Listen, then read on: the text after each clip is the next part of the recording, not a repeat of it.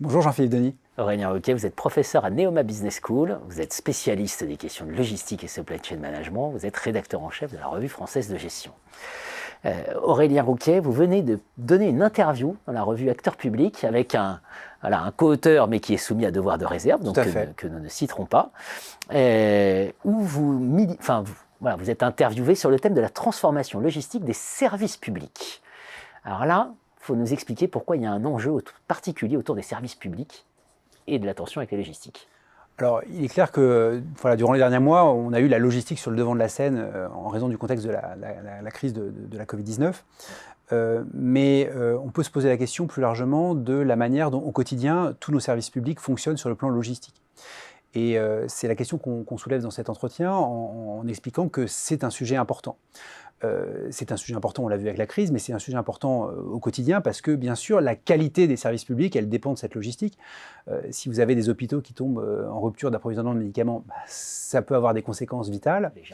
Donc, il y a un enjeu de qualité. Et puis, il y a un enjeu aussi, bien sûr, de coût. Stocker des produits, les transporter, ça coûte de l'argent et il faut bien sûr gérer les deniers publics avec le plus d'efficacité possible et donc réduire globalement ces coûts logistiques, en tout cas les optimiser.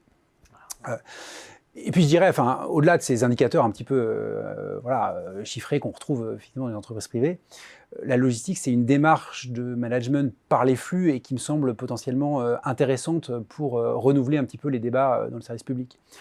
On parle beaucoup traditionnellement de centralisation, décentralisation entre l'État, les collectivités locales, mais au fond, peu importe le niveau de centralisation et qu'on peut faire évoluer, ce qui compte, c'est la coordination entre les deux, c'est de créer des interfaces et que d'un point de vue opérationnel, ça se passe bien. Et ça, c'est le cœur de la logistique.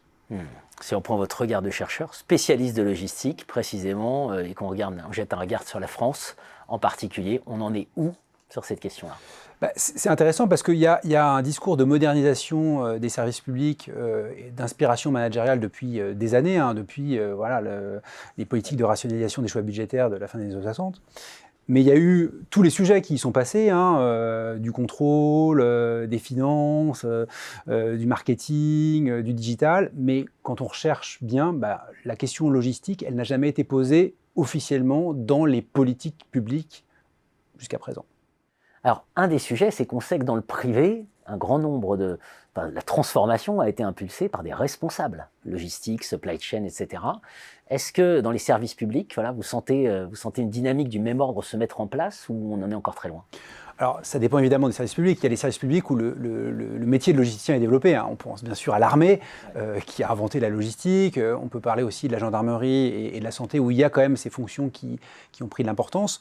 Mais globalement, la fonction logistique et supply chain, elle n'est pas aussi puissante et aussi positionnée à un niveau de management qui est similaire à celle du privé. Dans le répertoire des métiers publics, c'est une fonction qui est uniquement une fonction technicienne, Donc il y a encore beaucoup de choses à faire pour professionnaliser sur le plan logistique et supply chain et pour doter en professionnels de la logistique les services publics. En quelque sorte, notre nouveau défi américain, c'est de Jean-Jacques Servan-Schreiber. Voilà, il faut qu'on se mette à jour. Alors justement, pour se mettre à jour, quelles pistes on pourrait poursuivre pour améliorer l'organisation logistique ? Je pense que ce qu'on propose, c'est qu'il y a quand même pas mal de choses à faire. Il y a une première chose qui nous semble être de déjà faire un état des lieux global à travers, par exemple, une mission interministérielle pour faire le bilan. Où sont les compétences logistiques, comment sont organisées les chaînes logistiques du service public, quels sont les systèmes d'information utilisés, etc. Donc vraiment, faire le bilan pour avoir la cartographie de où on en est. Deuxième enjeu, il y a un enjeu de professionnalisation. Il est clair qu'il faut développer des métiers de responsable logistique et supply chain dans le service public et il faut former à la logistique et à la supply chain les hauts fonctionnaires. Et on pourrait d'ailleurs imaginer que dans le cadre de l'Institut du service public qui vise à remplacer l'ENA, on ait des aspects liés à la logistique parce que c'est quand même quelque chose qui est, à mon sens, important pour ces hauts fonctionnaires. Et puis, au-delà de ces aspects de formation, on pourrait imaginer aussi des changements institutionnels. On a une direction aujourd'hui de la transformation publique qui intègre la question notamment du digital. On pourrait très bien avoir une direction dédiée à la transformation logistique. Ça serait quand même quelque chose d'intéressant.